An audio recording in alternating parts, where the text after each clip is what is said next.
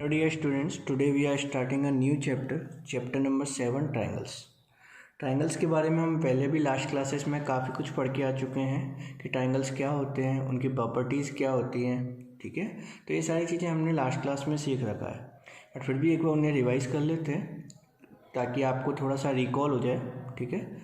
So triangles it is a polygon which have 3 sides, ठीक है। क्या होता है, ये एक पॉलीगॉन होता है जिसमें कितने साइड्स होते हैं, 3 साइड्स होते हैं, 3 एंगल्स होते हैं, ठीक है, एंड 3 वर्टिसेस होते हैं। आइए बात समझ में। सपोज जैसे ट्राइंगल है ABC, तो इस ट्राइंगल का जो नेम होगा वो क्या होगा, ABC, और इसमें कौन कौन से वर्टिसेस है, A, B एंड C, ठीक है। सो किसी भी ट्राइंगल में हमारे पास 3 साइड्स होते हैं, 3 एंगल्स होते हैं, क्लियर। सो अब ट्राइंगल्स की प्रॉपर्टीज़ की बात करें, पहले हम लोग ट्राइंगल्स का क्लासिफिकेशन देख लेते हैं। ट्राइंगल्स हमारे basically according to length of sides,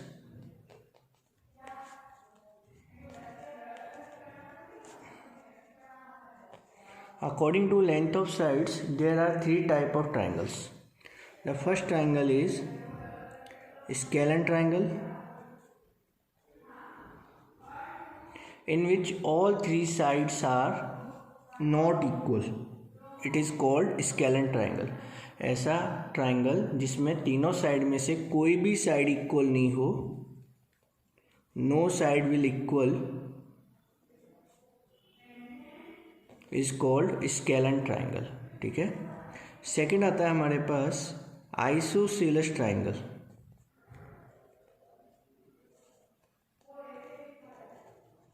A triangle in which any 2 sides are equal is called isosceles triangle. ऐसा ट्राइंगल जिसमें कोई भी 2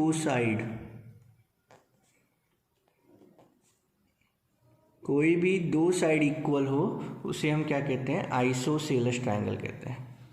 and third one is equilateral triangle.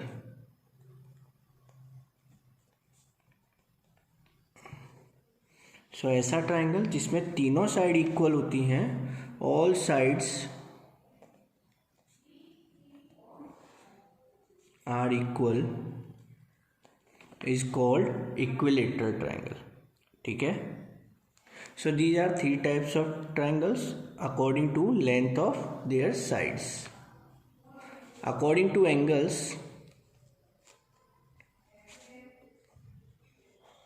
Angles के अकॉर्डिंग कौन कौन से होते हैं, first one is acute angle triangle. Acute angle triangle क्या होगा, ऐसा ट्राइंगल जिसमें तीनों जो एंगल होते हैं अगर वो एक्यूट एंगल बनते हैं, सो उसे हम क्या कहते हैं, एक्यूट एंगल ट्राइंगल कहते हैं, ठीक है। When all 3 angles are acute angle that means less than 90 degree. When all 3 angles are acute that means less than 90 degree, ठीक है। Second one is right angle triangle.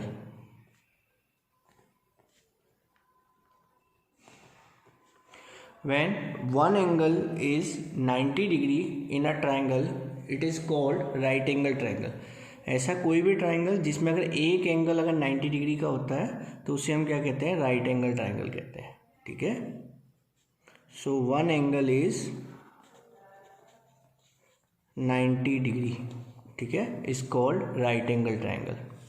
And the third one is obtuse angle triangle, in which any one angle is obtuse that means 90 से greater, ठीक है ना, greater than 90 degree.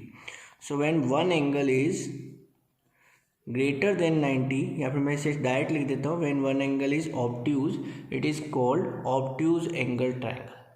So this is the classification of triangle according to their length of sides and according to their angles. Okay, pause the video and note down that notes. Next is congruency. अब देखो congruency के बारे में हम लोग सीखते हैं कि सबसे पहले तो congruency क्या होता है, ठीक है। तो अगर हमारे पास कोई भी 2 फिगर अगर हमें दे रखे हैं और दोनों फिगर का शेप और साइज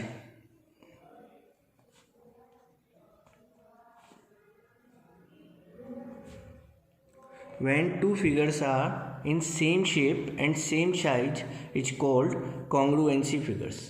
ठीक है ना, उन्हें हम क्या कहते हैं, कॉन्ग्रुएंट फिगर भी कह देते हैं। सपोज हमारे पास दो सर्कल है और दोनों सर्कल का जो रेडियस है वो है 2 सेंटीमीटर। दोनों सर्कल का जो रेडियस है वो क्या है, 2 सेंटीमीटर है। तो ये दोनों फिगर जो होंगे आपस में क्या होंगे, कॉन्ग्रुएंट फिगर्स होंगे। कॉन्ग्रुएंट फिगर का मीनिंग क्या होता है कि वो शेप में भी सेम होने चाहिए और साइज में भी क्या होने चाहिए, सेम होने चाहिए। यानी कि सारे डायमेंशंस उनके एक दूसरे के क्या करने चाहिए, ओवरलैप करने चाहिए। कैसे ओवरलैप, जैसे मैं इस सर्कल को उठाकर इस सर्कल के ऊपर अगर रखेंगे तो ये दोनों सर्कल जो होंगे एक दूसरे को क्या करेंगे, ओवरलैप कर देंगे। यानी कि सारी डायमेंशंस को क्या कर देंगे, ओवरलैप हो जाएंगी। अब जैसे हमारे पास हमारे दो हैंड्स हैं, अगर हम इन दोनों हैंड्स को अगर मिला देते हैं तो दोनों देखो एक दूसरे के बिल्कुल क्या है, सेम शेप के हैं और सेम साइज के हैं। ठीक है, तो इन दोनों फिगर्स को हम क्या कहेंगे, कॉन्ग्रुएंट फिगर्स कहेंगे।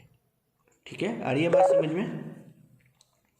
सपोज दो सर्कल है हमारे पास, एक सर्कल का रेडियस है 1 सेंटीमीटर और एक सर्कल का रेडियस है 5 सेंटीमीटर। ठीक है, so these are not congruent. क्यों कॉन्ग्रुएंट नहीं होंगे, क्योंकि इनका जो साइज है वो क्या है, डिफरेंट है। यहाँ पे रेडियस कितना है 1 सेंटीमीटर, यहाँ पे रेडियस कितना है 5 सेंटीमीटर। तो ये दोनों क्या है, कॉन्ग्रुएंट नहीं होंगे। अब कॉन्ग्रुएंट होने के लिए और नहीं होने के लिए भी हमारे पास एक सिंबल है। जैसे हमने कभी भी दो क्वांटिटीज़ को इक्वल दिखाने के लिए इक्वल का सिंबल का यूज किया है, सिमिलर वे में कॉन्ग्रुएंट फिगर्स को शो करने के लिए हमारे पास सिंबल होता है, इक्वल के ऊपर ये वाला सिंबल होता है। ठीक है, ये सिंबल शो करता है कि दोनों का शेप सेम है और इक्वल शो करता है कि दोनों का साइज सेम है। ठीक है, so this is the same shape and same size. Clear हुआ। अब जैसे हम कुछ और एग्जांपल लेते हैं। अब देखो ये कॉन्ग्रुएंट नहीं है, कुछ और एग्जांपल लेते हैं। सपोज हमारे पास एक स्क्वायर है 4x4 का, ठीक है, और एक मेरे पास रेक्टेंगल है 2x8 का।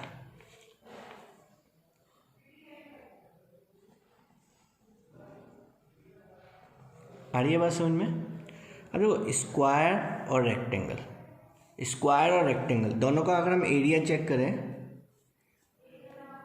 एरिया ऑफ स्क्वायर क्या होगा, क्या होता है area of square, side into side. कितना हो गया, 4 × 4 यानी कि 16 सेंटीमीटर स्क्वायर। यहीं हम रेक्टेंगल का एरिया चेक करते हैं। एरिया ऑफ रेक्टेंगल क्या होगा, लेंथ इंटू ब्रेथ, 2 × 8 कितना हो गया, 16 सेंटीमीटर स्क्वायर। तो दोनों को एक बार चेक कर लो। देखो दोनों का देखो एरिया सेम है, बट फिर भी हमारे जो फिगर्स हैं वो कॉन्ग्रुएंट नहीं होंगे। क्यों नहीं होंगे, क्योंकि यहाँ पे हमें दिखाई दे रहा है कि दोनों एक दूसरे को ओवरलैप नहीं कर सकते। ठीक है ना, दोनों एक दूसरे को ओवरलैप नहीं कर सकते। सो सरफेस का मेजरमेंट भी अगर सेम होता है तब भी ऐसा ज़रूरी नहीं है कि दोनों क्या हो, कॉन्ग्रुएंट फिगर्स हो। आ रही है बात समझ में। So when area is equal of two figures, it is not necessary that they will be congruent। ठीक है, अगर एरिया भी सेम हो तब भी ऐसा ज़रूरी नहीं है कि वो दोनों फिगर जो होंगे वो आपस में क्या होंगे, कॉन्ग्रुएंट होंगे। क्लियर हुआ। चलो कुछ और एग्जांपल देखते हैं। जैसे हमने एक रेक्टेंगल लिया 3 मीटर बाई 4 मीटर का, दूसरा रेक्टेंगल हम ले रहे हैं 4 मीटर बाई 3 मीटर का। A B C D E F G H। अब जो ये दोनों फिगर एक दूसरे को क्या करेंगे, ओवरलैप कर देंगे। कैसे कि हम एक काम करते हैं, 4 वाले को 4 वाले के ऊपर रखते हैं, 3 वाला 3 वाले के ऊपर आ जाएगा, तो ये दोनों फिगर एक दूसरे के क्या हो जाएंगे, कॉन्ग्रुएंट हो जाएंगे। ठीक है, क्योंकि इसके जो दोनों डायमेंशन है वो क्या है, सेम है, बस नेम थोड़ा सा डिफरेंट है, इसलिए इनका जो नेम होगा वो क्या हो जाएगा, चेंज हो जाएगा। चेंज कैसे हो जाएगा, जैसे C D B A is congruent with GFEH। ठीक है, आई बात समझ में। चलो इसी चीज़ को हम लोग ट्राइंगल से सीखते हैं। Next is congruence of triangle. अगर दो ट्राइंगल को अगर हमें बताना है कि वो कॉन्ग्रुएंट होंगे या फिर नहीं होंगे, तो क्या होना चाहिए, उन दोनों ट्राइंगल का जो साइज़ है वो क्या होना चाहिए, सेम होना चाहिए। अब साइज़ का मीनिंग हम कभी भी एरिया में नहीं लेते। साइज़ का मीनिंग क्या होता है कि उनके जो डायमेंशंस हैं वो सभी की सभी क्या होनी चाहिए, सेम होनी चाहिए। जैसे देखते हैं, अब जैसे दो ट्राइंगल है हमारे पास ABC, ठीक है, और दूसरा ट्राइंगल हमने लिया DEF। अब ये दोनों ट्राइंगल को अगर मुझे कॉन्ग्रुएंट करना है, दोनों ट्राइंगल को कॉन्ग्रुएंट करना है, two triangles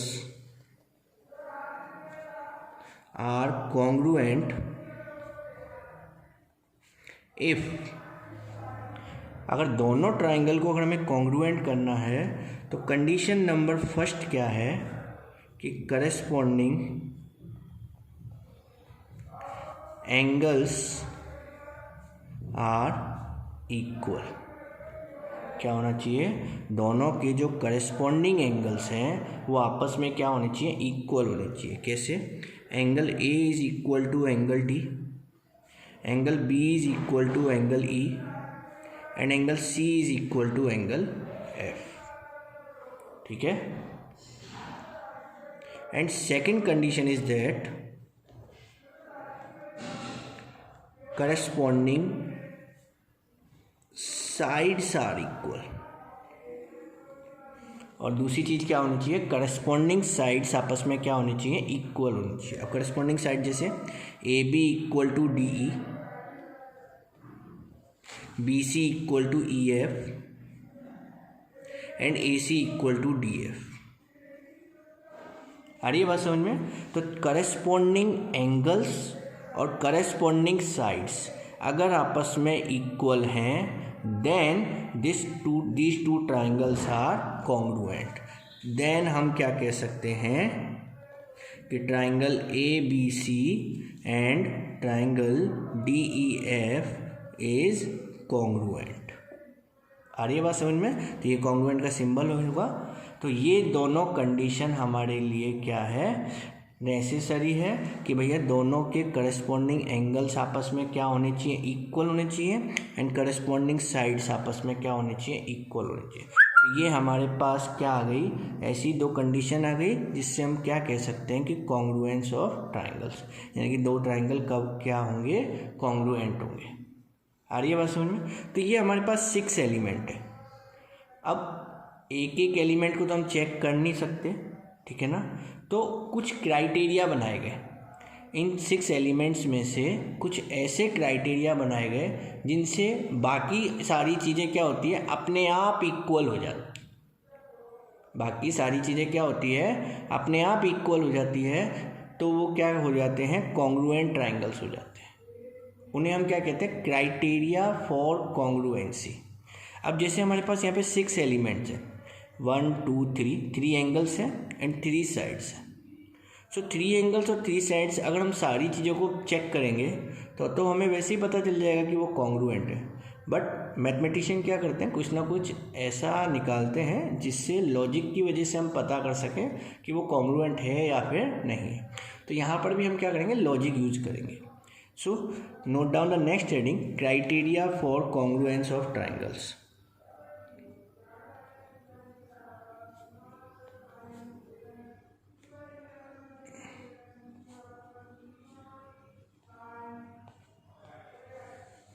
criteria for congruence of triangles.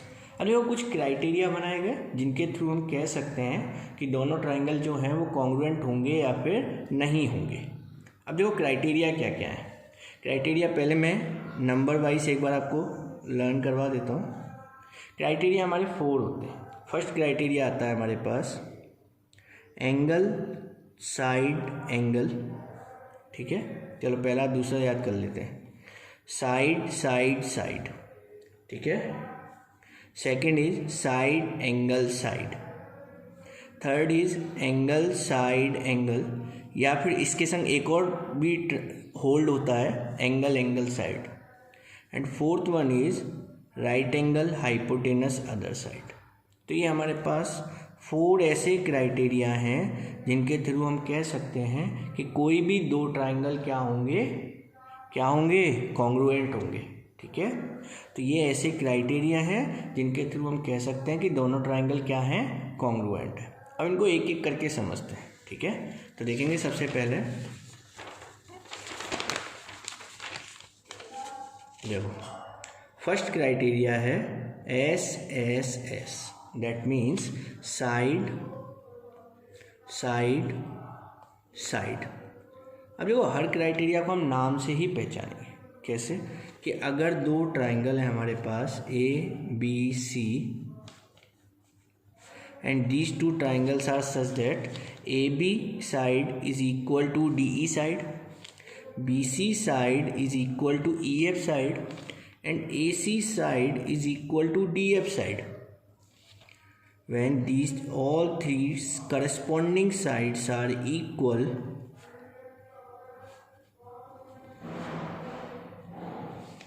अगर तीनों साइड अगर आपस में क्या हो जाए, इक्वल हो जाए, then triangle ABC is congruent with triangle DEF।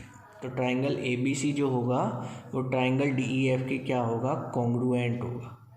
अब आप कहोगे सर पहले तो आपने 2 कंडीशन बताई थी, अभी आप एक ही बता रहे हो इस जगह पे, तो दूसरी का क्या होगा, दूसरी अपने आप इक्वल हो जाएगी, दूसरी अपने आप इक्वल हो जाएगी। कहने का मतलब क्या है कि अगर तीनों साइड इक्वल हैं तो तीनों एंगल अपने आप इक्वल हो जाते हैं, ठीक है।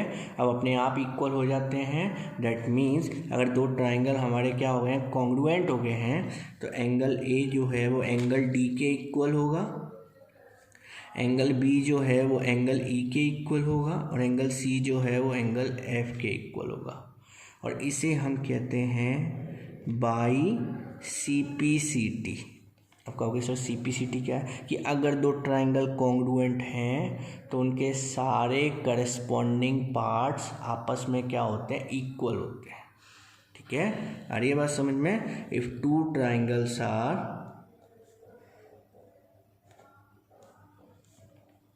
Congruent then all their corresponding parts are equal। तो उसके सारे करस्पॉन्डिंग पार्ट्स आपस में क्या होते हैं, इक्वल होते हैं। अब इक्वल होते हैं तो CPCT से क्या मतलब है, CPCT is the full form of corresponding parts of congruent triangles. Corresponding parts of congruent triangles, ठीक है, गॉट इट। चलो ये हो गया हमारे पास first criteria. Criteria number first is SSS, if 3 corresponding sides are equal then these two triangle will be congruent. The second one is SAS. SAS is what, side angle side, ठीक है।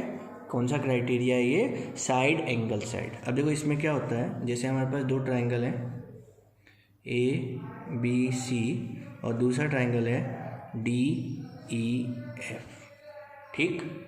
अब कोई भी दो साइड हमने choose किए, ठीक है, कोई भी दो साइड जैसे ये दोनों साइड चूज किए, आ रही है बात समझ में।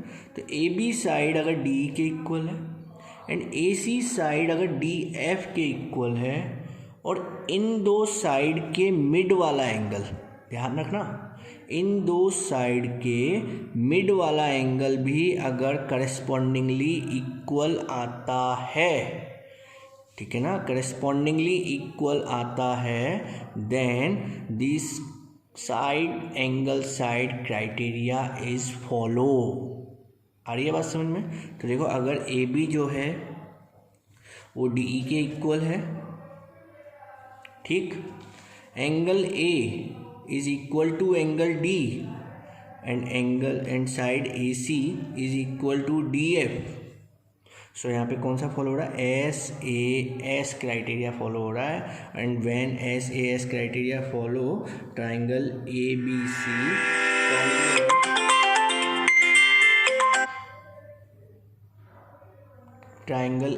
सी is congruent